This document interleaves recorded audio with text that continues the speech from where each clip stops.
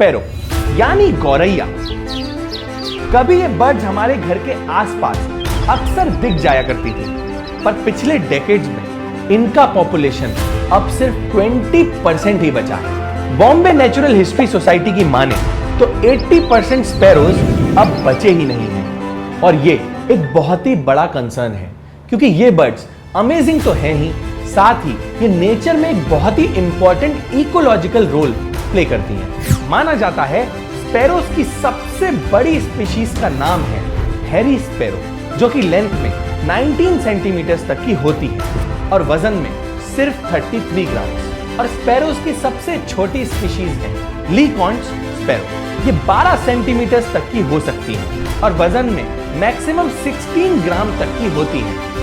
Insects, worms और bugs इनका primary खाना है, पर ह्यूमन सेटलमेंट्स के साथ रहने की वजह से ये इजीली अवेलेबल ग्रेन्स और सीड्स भी खाती हैं। स्पैरोज के बेसिक इंफॉर्मेशन के बाद अब इनके कुछ अमेजिंग से फैक्ट्स जानते हैं। Amazing fact number 1, male and female sparrows appear different. शायद हमने कभी ध्यान ना दिया हो, पर मेल और फीमेल स्पैरो बर्ड्स का डिफरेंस आसानी से पता किया जा सकता है। मेल स्पैरो के सर का कलर डार्क ग्रे होता है, जबकि फीमेल स्पैरो के सर का कलर डस्की ब्राउन होता है। इसके अलावा मेल स्पैरो के गले में एक ब्लैक कलर का बैंड होता है, जबकि फीमेल्स में ये नहीं होता। और नॉर्मली मेल स्पैरो की बॉडी में ज्यादा वाइब्रेंट और डार्क कलर होते हैं as compared to females. Fact number 2, sparrows are very fast. Sparrow birds काफी फास्ट उड़ते हैं। नॉर्मली ये छोटे birds around 38 kilometre per hour की स्पीड से उड़ सकते हैं, पर किसी तरह के डेंजर को फेस करने पर ये अपनी स्पीड को एक्सेलरेट करके 46 किलोमीटर पर आवर की स्पीड भी रीच कर सकते हैं, और एक छोटे से बर्ड के लिए this is really fast. Fact number 3, sparrows are very social birds. Sparrows बहुत ही सोशल बर्ड्स हैं और ये बड़े बड़े ग्रुप्स में बैठना और चर्प करना पसंद करती हैं, और इनकी बड़ी कॉलोनीज को फ्लॉक्स कहा जाता है। जैसे ह्यूमंस में मदर और फादर दोनों मिलकर बच्चों का ध्यान देते हैं, वैसे ही स्पैरो कपल भी अपने बच्चों का ध्यान साथ मिलकर देते हैं। Fact number 4, sparrow show science of infidelity. Sparrows के लविंग और केयरिंग होने के बावजूद भी कुछ ऑब्जर्वेशन में पाया गया है कि इनमें इनफिडेलिटी यानी अपने पार्टनर को चीट करने के ट्रेट्स होते हैं, और ये बर्ड्स भी इस चीटिंग को एक्नॉलेज करते हैं। और इसीलिए अगर उन्हें पता चले कि वो अपने स्पैरो बेबी के रियल फादर नहीं हैं, तो वो अपने बच्चों का ख्याल प्रॉपर्ली नहीं रखते। फॉर एग्जाम्पल, ये उन बच्चों को ढंग से खाना नहीं देते और उनकी प्रोटेक्शन को भी सीरियसली नहीं लेते।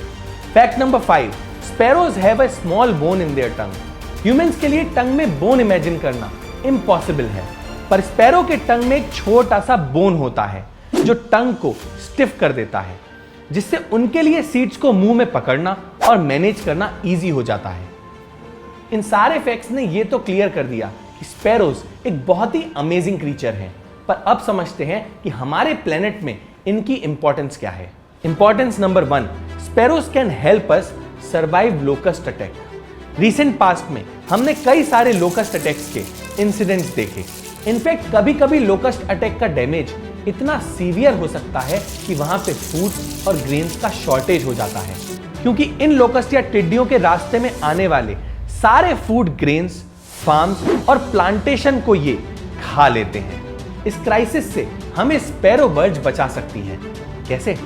एक्चुअली स्पैरोज इन लोकस्ट को खा के इनकी पॉपुलेशन को कंट्रोल रखती हैं और ऐसे अटैक्स की इंटेंसिटी को काफी कम कर सकती हैं। Importance number 2, sparrows are biodiversity indicators.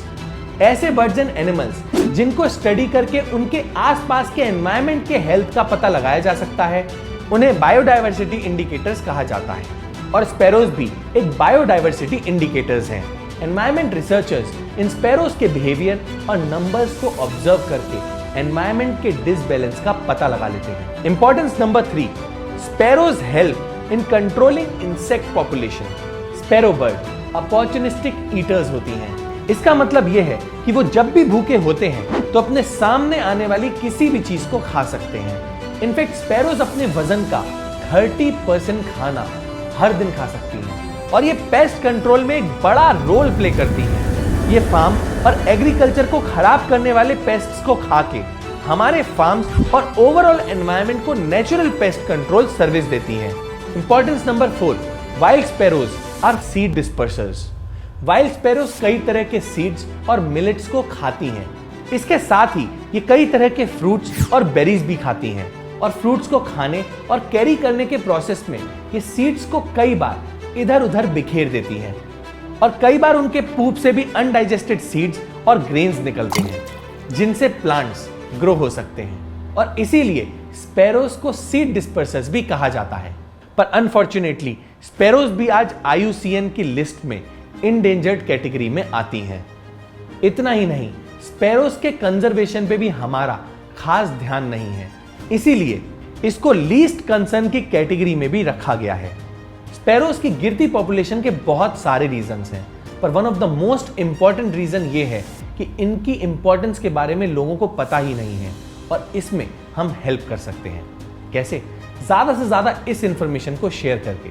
तो अगर आपको लगता है कि स्पैरोज को बचाना अब बहुत ही ज्यादा इंपॉर्टेंट हो गया है, तो इस वीडियो को शेयर करके ज्यादा से ज्यादा लोगों को इनकी इंपॉर्टेंस के बारे में जरूर बताइएगा, क्योंकि जितनी ज्यादा इनकी इंपॉर्टेंस शेयर होगी उतनी ही जल्दी हम इस स्पीशीज को शायद बचा पाएंगे। That's it for this video.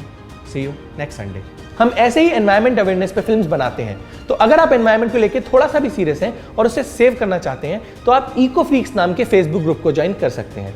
इसमें हम ऐसे लोगों की कम्युनिटी बनाना चाहते हैं जो एनवायरमेंट के बेटरमेंट के लिए कुछ कर रहे हो। तो अगर आप किसी ऐसे को जानते हैं या आप खुद कुछ ऐसा कर रहे हैं तो आप इस ग्रुप में जाके पोस्ट कर सकते हैं सो दैट और लोगों को इसके बारे में पता चले। लिंक डिस्क्रिप्शन में मेंशन है। Thank you and take care.